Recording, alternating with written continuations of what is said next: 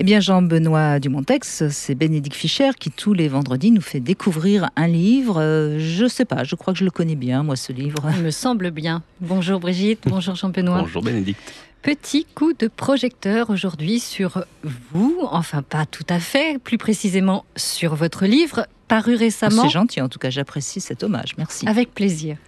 Le Nouvel Art d'aimer aux éditions La Musardine dans la collection Psycholove, une collection que vous dirigez. Un livre sur l'amour et la sexualité, votre domaine de prédilection, qui rejoint la vingtaine d'ouvrages que vous avez déjà écrits sur le sujet. C'est pas comme si vous en étiez à votre premier coup d'essai. On y trouve les idées, les observations, les conseils que vous distillez chaque jour dans votre émission avec la bienveillance qui vous caractérise. On y trouve aussi des exercices pratiques, comme certains exercices de respiration qu'on peut pratiquer seul ou à deux, avant et même pendant l'acte sexuel. Tout au long de ces 10 chapitres du livre, vous nous emmenez sur le chemin du mieux aimer, dans le respect de soi et de l'autre, vers une sexualité qui, bien que complexe, et vous insistez là-dessus, peut être harmonieuse. Le livre s'ouvre sur une notion qui vous est chère, être une femme libérée. En nous expliquant d'abord ce que c'est qu'être femme, vous nous invitez à apprendre à nous libérer de tout ce qui nous entrave, tout ce qui entrave un épanouissement amoureux et sexuel. Et la première chose dont il faut apprendre à se libérer, c'est de nous-mêmes. Alors bien sûr, il y a aussi tous ces carcans que la société impose depuis des siècles, mais il y a surtout ce manque de confiance en soi, d'estime de soi, qu'il faut se réapproprier pour apprendre à vivre avec les autres et pour bien vivre avec soi-même, ce qui est une des clés de la réussite pour vivre un amour ou des amours heureux. Alors à plusieurs reprises dans le livre, vous insistez sur le fait que pour vivre une vie de couple et une sexualité équilibrée, il faut se connaître soi-même et se dégager de tout ce qui nous infantilise, tout ce qui infantilise nos relations, comme la possession, la soumission, la jalousie. Il faut pour cela nous défaire des vieux schémas, des peurs, des jalousies, et soigner nos blessures d'enfance, apprendre à s'aimer, à aimer notre moi, notre esprit et notre corps, bien entendu. Mais ce n'est pas tout. Encore faut-il accepter nos différences, à nous, les femmes et les hommes, car à l'heure des nombreux débats qui ont lieu sur la parité, il faut bien admettre que les hommes et les femmes ne sont pas identiques. Nous ne sommes pas les mêmes. Un homme céderait plus à ses pulsions, tandis qu'une femme serait plus dans le mental, par exemple. Oui, il existe des différences tant culturelles que naturelles, et il est important, vous le soulignez, de ne pas les nier, mais de les comprendre et de les intégrer. Et je vais vous lire un petit extrait, mais j'aurais pu en choisir beaucoup parce qu'il y a tellement de choses très très très riches d'apprentissage et de conseils. Un petit extrait. Le féminin repose sur un mode passif qui le rend naturellement plus réceptif. Le masculin sur un mode actif qui le pousse à agir. En remplaçant le terme passif par réceptif et le terme actif par émetteur, il devient clair que la sensualité s'inscrit dans un jeu à deux. L'un procure, l'autre reçoit. Si une femme se ferme aux caresses de son partenaire, pourtant débordante de sensualité, le courant sensuel ne passera pas. La passivité féminine doit s'entendre comme un mouvement d'ouverture et d'abandon, et non comme de l'immobilité. Dans le cas contraire, la femme se vide de sa puissance intérieure et se coupe d'elle-même. Sa créativité consiste à ne pas subir et à interpréter ce que l'homme lui propose. Souvent, l'amant, dans son excitation et sa vigueur érectile, ne se rend pas compte du cadeau que sa maîtresse lui fait en se livrant à lui. Ce oui du corps féminin est d'une autre puissance. C'est un oubli de soi pour une rencontre énergétique et créatrice. Même avec le partenaire aimé le plus aimant, il peut y avoir de la violence, réelle ou en tout cas ressentie comme telle. L'homme se doit d'appréhender toute sa subtilité du féminin. Il y parviendra en laissant sa part féminine, son anima, si bien développé par le psychanalyste Jung, coexister en lui.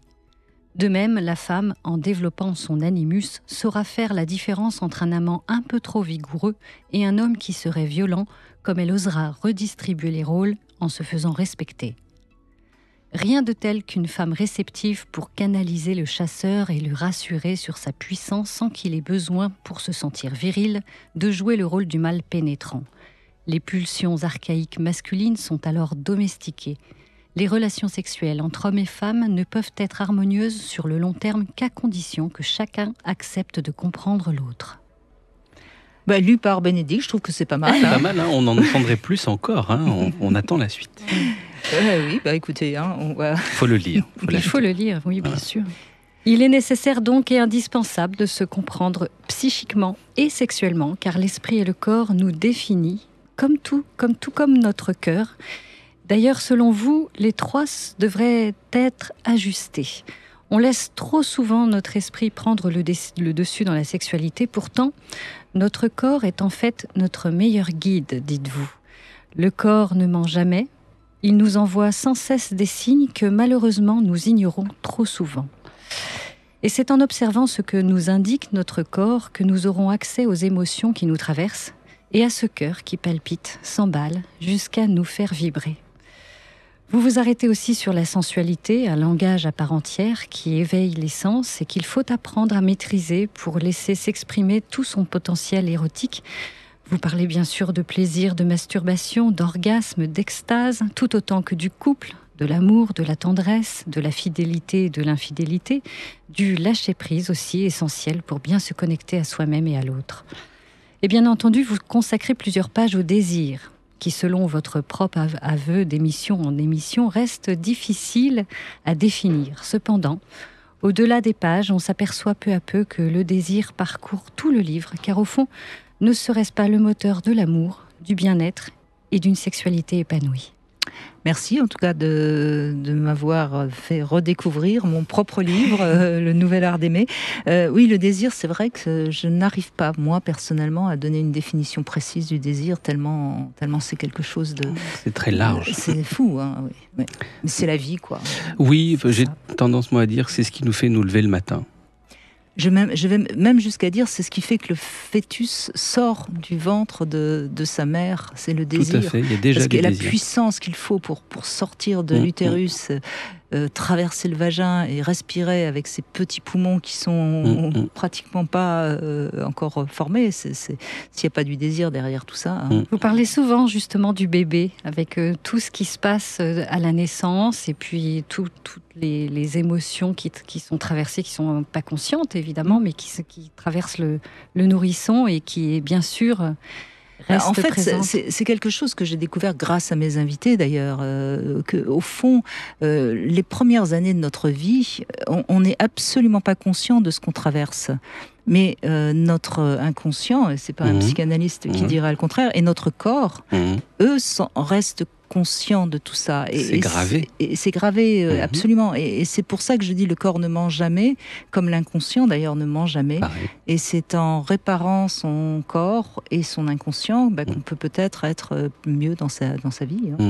Et pour avoir travaillé avec des tout petits, moi entre 0 et 3 ans, c'est ce que vous dites est très très juste, et c'est pour ça qu'il faut absolument reformuler sans cesse, parce que les tout petits n'ont pas les mots, enfin jusqu'à un certain stade n'ont pas les mots, et donc sont traversés par des émotions très fortes, on voit des crises, des larmes, des colères, etc.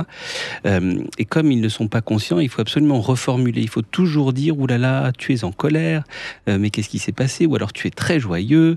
Alors je refais du Dolto un peu, mais si vous voulez c'est extrêmement important, parce que j'ai pu voir moi des parents qui ne disaient rien. Pour eux c'était évident que leur enfant était en colère, mais l'enfant qui traverse ça, c'est une détresse atroce. Ça le traverse physiquement et psychiquement. S'il n'y a personne pour lui nommer ce qui lui arrive, c'est atroce. Enfin, c'est délétère. Il y a une angoisse qui va s'inscrire. Il y a une très grande angoisse. Et c'est là qu'on crée des problèmes. Des traumatismes, voilà. Bien sûr. Oui, donc c'est important de se rappeler que jusqu'à 6 ans, on dit bien 7 ans c'est l'âge de raison, jusqu'à 6 ans on vit sans trop comprendre ce qu'on vit et ce qu'on traverse, et c'est pour ça qu'il y a tant de blessures d'enfance en fait. Oui, bien sûr. Évidemment. Vous en parlez beaucoup et vous donnez toutes les clés, enfin beaucoup de clés. Non, je ne donne pas toutes les clés. Non, mais beaucoup de conseils en tout cas pour justement travailler dessus, sur... Il y a un petit peu de boulot derrière. Oui. Et puis j'ai aussi eu la chance de rencontrer des invités formidables qui m'ont aussi appris beaucoup. Donc tout ça, j'ai essayé de le retranscrire dans ce livre. Que vous citez aussi. Merci Bénédicte Fischer. Merci à vous. Le Nouvel Art d'Aimer à la Musardine.